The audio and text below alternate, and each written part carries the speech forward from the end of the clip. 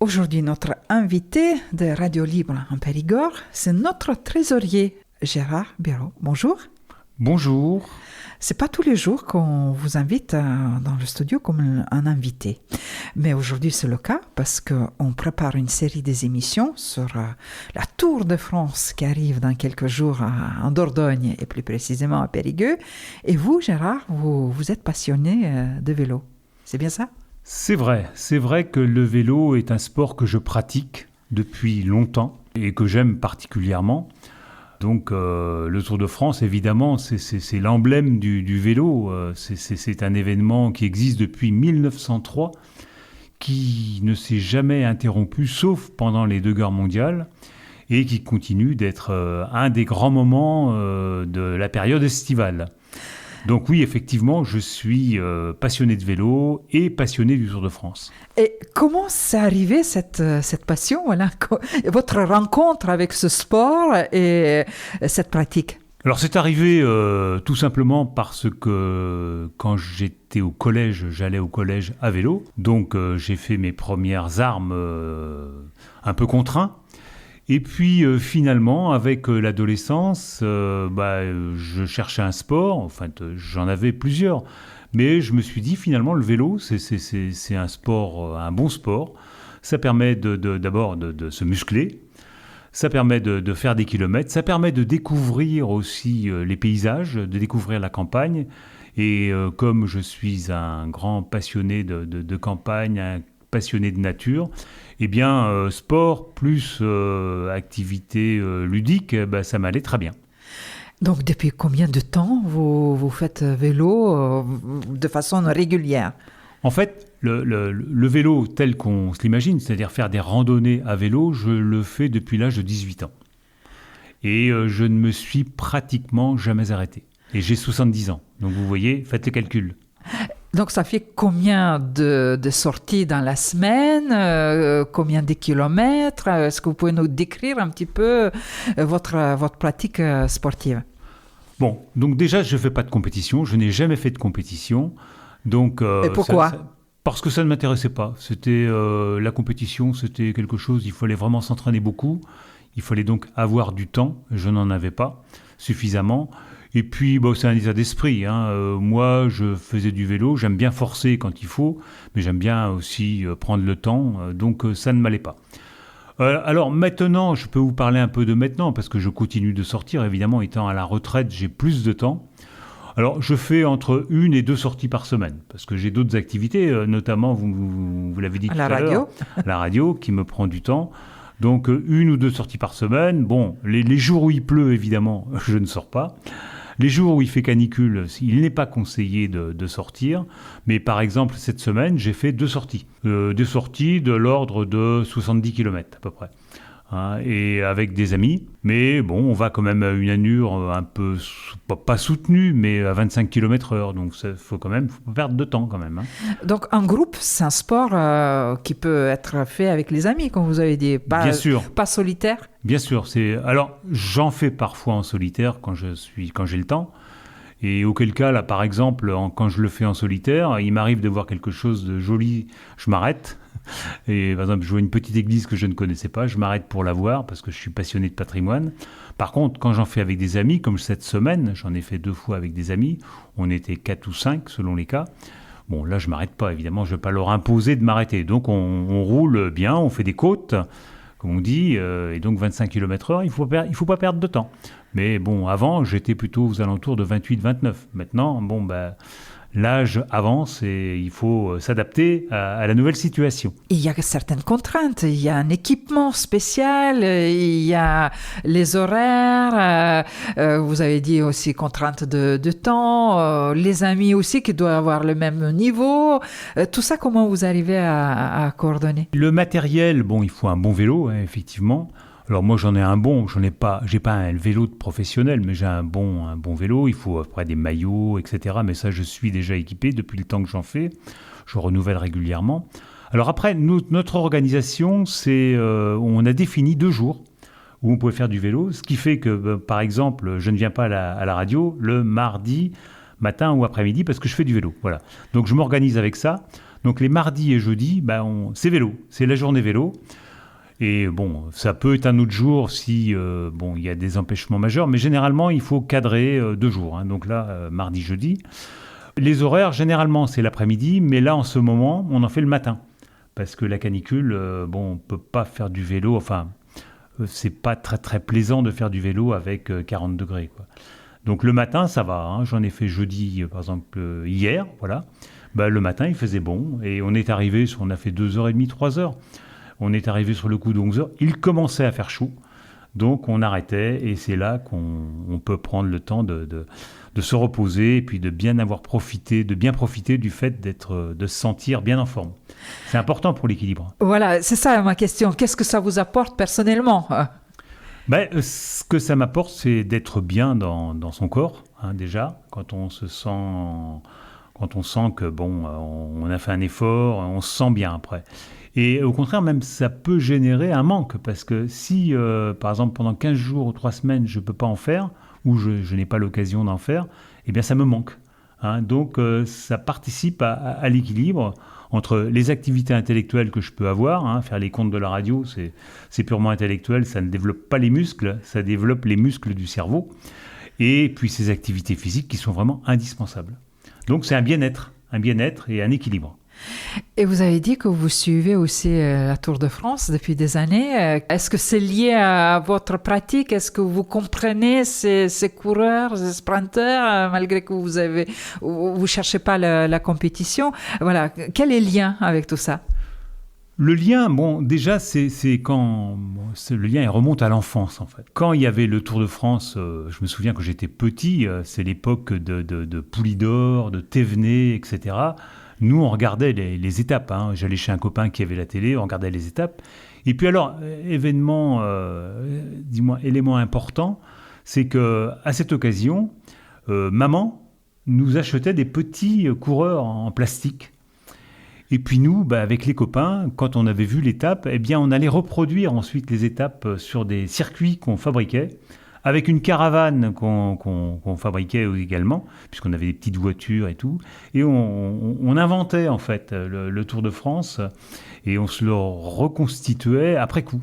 Et donc ça, c'est toute cette partie enfance, là, ces jeux d'enfants liés au Tour de France qui ont fait que depuis, je n'ai jamais lâché. Alors j'ai arrêté les petits coureurs, hein, évidemment, mais je le regarde régulièrement. Alors, vous l'avez dit, je ne suis pas compétiteur. Bon, la compétition, c'est bien, mais là, en ce moment, le Tour de France, je trouve que ça a perdu un petit peu de sa saveur, parce que on a un coureur qui domine de la tête et des épaules, et qui a déjà gagné 4 Tours de France, et on se demande s'il ne va pas gagner le 5e haut la main. Donc la compétition, à la limite, c'est secondaire. Par contre, ce qui est très important quand même, c'est de voir les efforts, parce que quel que soit le vainqueur, quand on voit un peloton et qu'on voit les efforts dans la montagne, c'est quand même quelque chose de très intéressant. Et puis, moi, ce qui m'intéresse également, c'est de voir les paysages. Parce que, le Tour de France va donc passer en Dordogne, étape complètement périgourdine. Donc là, évidemment, je vais y aller, mais ça va être l'occasion de voir tous nos beaux paysages de Dordogne, nos châteaux et tout, et ça va être une sacrée promotion pour la Dordogne. Hein. Voilà, je ne serais pas surpris que la saison touristique soit excellente, et notamment grâce au Tour de France. Et puis, il y a aussi un élément important quand on a des petits-enfants, c'est la caravane. Alors ça, la caravane, pour avoir vu de nombreuses fois, ça c'est vraiment le truc des enfants. Et là, cette année, je vais emmener mes 2 petits-enfants pour qu'ils participent à cette caravane. Et quand on les voit avec tous les cadeaux, voir les choses passer... Parce que les coureurs, finalement, on les voit pendant... Très rapidement, c'est quelques secondes. 30 secondes, hein, sauf dans la montagne ou dans le contre-la-montre. Mais la caravane, ça met 1 heure ou 2. Et puis, il y a plein d'attractions, parce que c'est des véhicules qui sont bien décorés, il y a une animation, il y a de la musique, il y a les petits cadeaux, évidemment. Et ça plaît beaucoup aux enfants. Et moi, ça m'a beaucoup plu à l'époque, et maintenant, ça me plaît pour eux. Et de les voir heureux, de voir des enfants heureux, c'est ce qu'il y a de plus merveilleux. Et donc, vous avez dit que ça a perdu un petit peu cette aura, cette magie de Tour de France avec vos yeux d'aujourd'hui. Mais quand même, vous regarderez Bien sûr. Je ne regarderai peut-être pas toutes les étapes, mais je le suis, je le regarde, d'autant plus quand souvent il fait très chaud. Vous vous mettez bien dans l'ombre avec une bonne bière, par exemple, et vous regardez le Tour de France, et parfois même, vous pouvez piquer du nez devant le canapé, mais avec le Tour de France en arrière-plan, c'est vraiment très agréable. Et puis c'est un spectacle, quoi, hein, parce que bon, c'est vraiment très intéressant. Mais là, encore une fois, c'est pas le résultat qui m'intéresse, c'est la beauté du spectacle. Oui. Donc, c'est quelque chose vraiment français et c'est ancré dans votre vie, comme vous avez dit, depuis votre enfance. Oui, ça fait partie du paysage français. Le Tour de France, ça fait partie du paysage français et moi, ça fait partie de ma vie, quoi. Donc, vous irez cette année au départ de Périgueux, 11 juillet, vous serez là parmi tous ces spectateurs et peut-être vous avez déjà repéré la place où vous pourrez voir ces coureurs ou c'est un petit peu improviste? Alors, peut-être que ce ne sera pas à Périgueux, peut-être que j'irai sur la route, voilà. Mais il faut trouver un endroit pas isolé, un endroit qui soit aussi à l'ombre, parce que si vous êtes en pleine cagnat avec des enfants, c'est pas possible. Donc j'ai quelques idées déjà de l'endroit où on peut faire. On peut faire un pique-nique d'ailleurs un peu juste après. Voilà, il y a tout ça autour. C'est une fête, bien sûr, c'est une fête. Le Tour de France, c'est une fête. Donc pique-nique avec les amis, avec la famille, avec les autres supporters curieux. C'est tout ça qu'il faut vivre. Exactement. C'est une ambiance le Tour de France. Et donc on aime bien se mettre dans cette ambiance. Et vous continuerez à faire le vélo ? Toujours. Ah oui, mais pas... Oui, j'espère continuer à faire du vélo encore longtemps.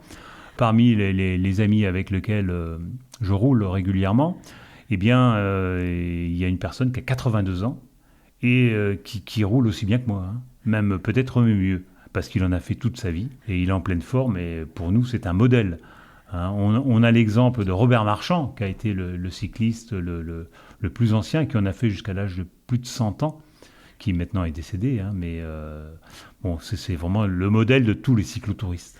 Donc c'est un sport qu'on peut pratiquer longtemps et selon son envie, ses capacités et son emploi de temps. Tout à fait.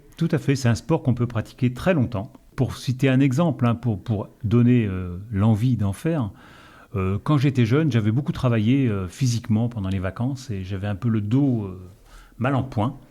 Eh bien, j'ai commencé le cyclisme et j'avoue que j'ai beaucoup moins mal au dos du fait du vélo. Parce que la position sur le vélo n'est pas une position... D'abord, on ne tasse pas les vertèbres, puisque bon, c'est pas traumatisant, on est assis. Et puis on a une position qui permet d'allonger le dos. Et c'est un très bon sport pour ceux qui ont mal au dos. Moi, il m'est arrivé d'avoir mal au dos, de prendre le vélo, d'aller faire un tour de vélo, et je n'avais plus mal au dos à la fin. Ouais. Donc c'est thérapeutique également. Le sport qui guérit. Voilà. Oui, enfin qui guérit si on veut, oui, si on veut. Et je trouve que tous les coureurs, tous ceux qui font vélo, ils sont assez minces. C'est vraiment lié aussi à cette pratique de sport. Sans doute, oui. Déjà pour monter, il vaut mieux être plus mince. Enfin, les professionnels, ils sont tous minces, ils sont gros comme du fil de fer. Hein. Moi, bon, j'ai pris un peu de poids quand même, mais bon, je suis pas très gros. Et ça permet aussi, bien sûr, ça permet de s'entretenir. Hein. Mais bon, il y a la nourriture. Hein. Bon, je n'ai pas de nourriture particulière, mais avec l'âge, on a toujours tendance à forcir un peu. La pratique du vélo permet de garder la forme. Oui, mais ça permet aussi, il faut suivre, comme vous avez dit, votre alimentation, il faut se préparer pour la course et après la récupération, il y a tout mode de vie. Oui, alors ça c'est pour les cyclos professionnels, hein. Enfin pas les professionnels, mais des gens qui font vraiment beaucoup de vélo. Moi j'avoue que je fais un peu attention, mais je n'ai pas de régime particulier. Hein, bon, la preuve, c'est que quand j'ai fait une bonne balade, j'arrive, je prends une bonne bière. Mais il faut quand même avoir certaines qualités personnelles pour pratiquer vélo. Physique, oui, effectivement. Si vous faites 120 kilos, ça va être difficile. Bon, après, il faut avoir du courage, hein, parce que dans les côtes, il faut serrer les dents parfois pour bien y arriver. Bon, il faut passer au découragement. La tête aussi, ça joue beaucoup, parce que quand vous êtes mal, il faut aller chercher vos ressources en interne, hein, et donc il faut vraiment insister. Mais après, non, parce que moi, j'ai jamais été très très doué en sport. Je me souviens que au lycée, j'étais dans la moyenne, mais je n'avais pas de capacité particulière. Mais bon, ce qui compte, c'est d'en faire régulièrement. Parce que si vous arrêtez pendant 6 mois, là, vous repartez à zéro, quoi. Mais bon, vous pouvez arrêter pendant 15 jours, 3 semaines, il n'y a pas de problème. Mais le mieux, c'est d'en faire régulièrement. Et puis là, c'est énorme, hein. Vous voyez vraiment la différence. Ce qui vous paraissait difficile à faire quand vous n'avez pas beaucoup d'entraînement, ça devient facile quand vous en avez. Donc, qu'est-ce que vous conseillerez pour ceux qui nous écoutent, qui ne font pas de vélo et qui voudraient peut-être commencer à faire? Est-ce qu'on commence comme ça ou... Oui, bien sûr. Il faut commencer doucement. Commencer par faire des balades. Moi, j'appelle ça faire de la bicyclette. Déjà, sans assistance. Hein. L'assistance, c'est bien pour quand on est un peu fatigué. Mais commencer à faire un petit peu des petites balades de 20-30 km tranquillement, à allure modérée. Et puis, petit à petit, vous commencez à corser un petit peu l'exercice en faisant un peu plus de kilomètres. Moi, c'est comme ça. Au début, je n'ai pas fait beaucoup de kilomètres. Et puis, petit à petit, on se prend au jeu. Mais moi, je pense que c'est vraiment très, très... C'est très, très bénéfique pour une personne de faire du vélo. Et puis, en plus, je vous dis, c'est pas traumatisant. Ça coûte pas très cher, parce que des vélos, vous en avez à tous les prix. Et puis surtout, ça vous fait sortir de chez vous, quoi. Ça vous fait voir aussi votre environnement. Parce qu'il y a plein de petites routes que vous ne connaissez pas. Et puis, en vélo, il faut les privilégier, ces petites routes. C'est celle-là qu'on découvre plein de choses. Et comment vous choisissez vos circuits? Vous regardez les cartes ou transmettez entre vous les bons... De façon informelle, on les connaît, les circuits. Donc, on a des circuits... Mais quand je suis tout seul, par exemple, là, j'ai pas de circuit imposé. J'ai une dizaine de circuits que je peux faire. Mais des fois, je prends la tangente. Par exemple, je dis, tiens, cette route, je la connais pas. Et puis parfois, vous avez des surprises, parce que la petite route, il y a une montée d'enfer. Et là, vous regrettez de l'avoir prise. Mais bon, il faut découvrir aussi. Hein. C'est tout le plaisir du vélo aussi, de découvrir. Hein. Et puis faire du vélo, ça peut être aussi faire des visites aussi. On peut faire du vélo, s'arrêter, visiter quelque chose, visiter une petite église, regarder un lavoir. Moi, ça, je le fais quand je suis tout seul, c'est ce que je fais. Et vous voyagez beaucoup, donc vous amenez avec vous votre vélo aussi Ça m'arrive. Là, par exemple, je suis parti en Normandie avec mon ancien club vélo. Et là, on a fait des balades en Normandie. C'était bien. On ne connaissait pas, donc il y a quelqu'un qui a fait des circuits. Et puis, on a découvert des choses. C'est pareil. Hein. Puis après, il y a l'aspect convivial. Quand vous êtes en groupe, on était logés dans un centre de vacances. Donc après l'effort, il y avait le réconfort. Le club, c'est ça. Ils aident à trouver... Alors ici, moi, je n'ai pas de club. Hein. C'est simplement des amis. Mais quand j'étais en région parisienne, effectivement, j'avais un club et je continue de les voir, d'ailleurs. Ça me permet de garder le contact avec eux. Mais merci Gérard pour ce témoignage. C'est vrai, on ne vous connaît pas dans ces activités-là. On sait juste que parfois vous n'êtes pas disponible, vous êtes loin. Vous savez maintenant. Pourquoi? Et téléphone est éteint. Merci pour votre témoignage et bon Tour de France. Eh bien merci, on va voir ça avec attention avec les enfants.